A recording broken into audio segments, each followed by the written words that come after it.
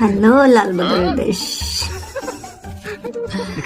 লালবাজার দেশে তো অনেক সুখ চলতেছে অ্যাজ ইউজুয়াল, এভরিডে যেমন চলে।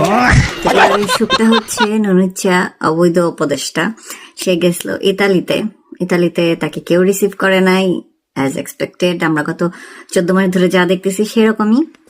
কারণ হচ্ছে অবৈধ লোক কেউ অনার করে না, কারণ জানে সে একটা চোর, একটা চোরের বাচ্চা, সুদানির খোয়া, এটা সবাই জানে। যে ডিপ্লোমেসির এই যে চুদলিং পং করে দিল খানকির ফুটাইনরা, আপনাদের কি মনে হয় যে এই আমার কিছু আছে তা ওই নদীর ফুট ভেটকায় সারা দেশে না তো দুনিয়া নানা জায়গায় যাইতেছে, গিয়া সে দাঁত কেলায় বলতেছে আমরা দেশকে এই উন্নয়ন করেছি, দেশকে উন্নতির সেই চোদনের শিখরে তুলে নিয়ে গিয়েছি।